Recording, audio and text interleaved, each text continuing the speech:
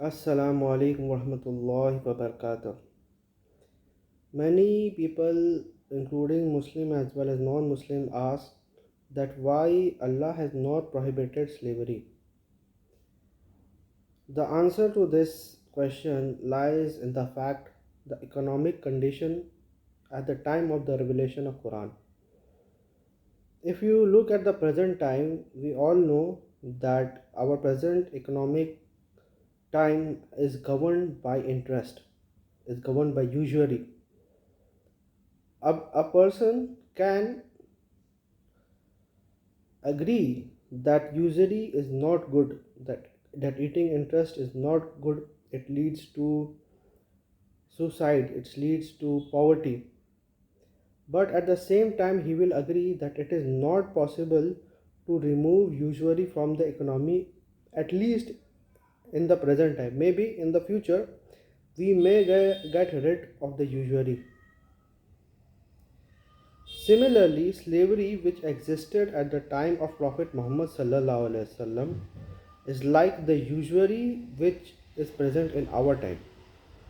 It was not good, it was not approved of, but on a single go, it cannot be prohibited also.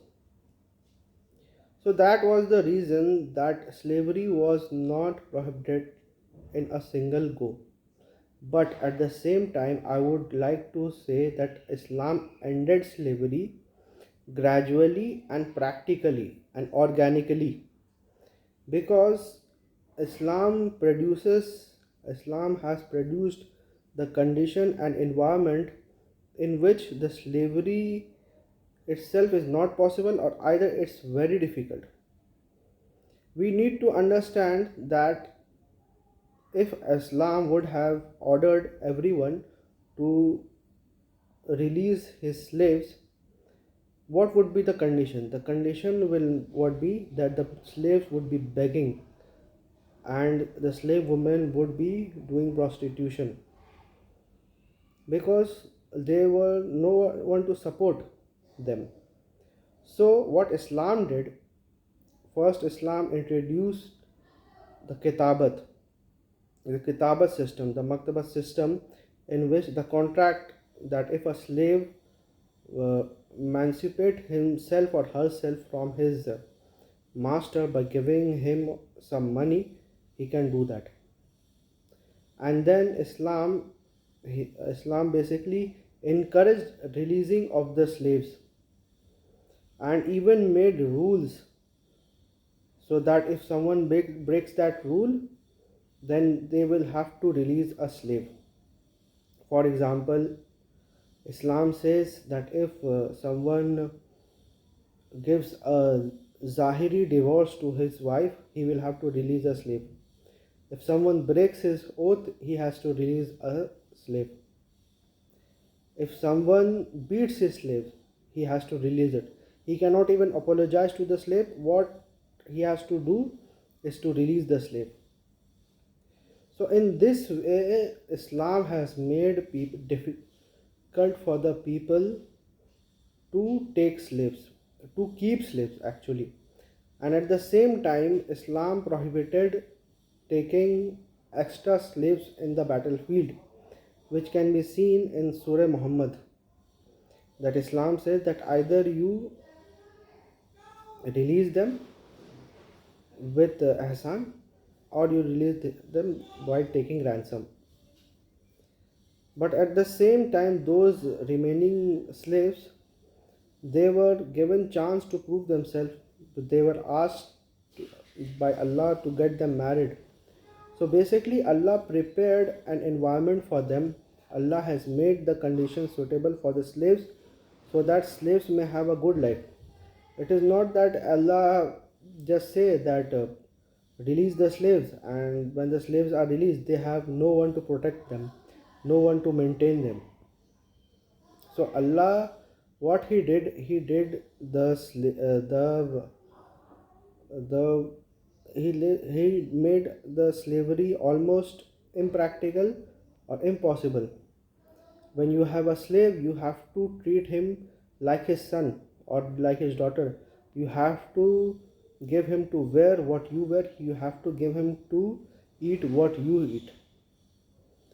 So these things actually made, and not only that, Quran says that you have to climb a steep slope, a very difficult steep slope. And what was that steep slope? Quran says to release a neck. In other words, to release a slave. So never will you find in the Quran any verse which says to take slaves. But you can find many hadiths, many Quranic verses which says to release slaves. And because of that, the slaves become the Khalifas. We have slave dynasty. So Islam has actually come to make the path of the freedom of slavery by practical means, not by some artificial idealistic means. I would like to ask those people who is claiming that Islam promotes slavery. I would like to ask those people, where were they at the time of Prophet peace be upon him? Why the Western world, which there's so much boost of, did not end slavery at that time? Nobody was asking to end the slavery. Why? Why in the last 2 centuries was it possible to end the slavery? Because at that time it was not the condition, it was not the economic condition, it was not the social condition to end slavery.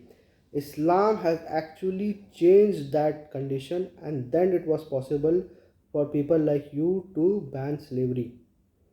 Islam has did that 1400 years ago, for the emancipation of the slave.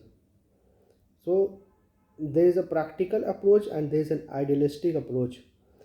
If slavery it was easy to ban, it would have been banned even at that time.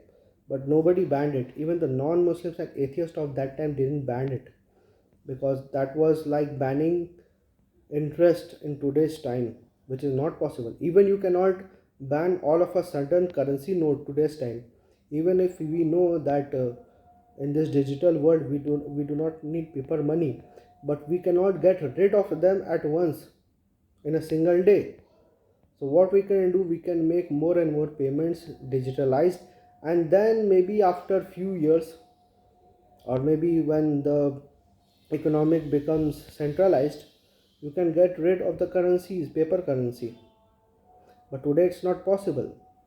Similarly, at that time, the social and economic condition of the slaves were not feasible for them to end slavery. Otherwise, the slaves would have died out of poverty, or they would have committed something.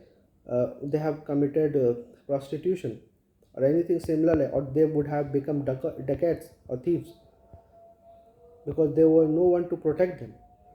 So this was the practical method of Islam to gradually and organically end slavery. Wa akhiru da'wana alhamdulillahi rabbil alameen.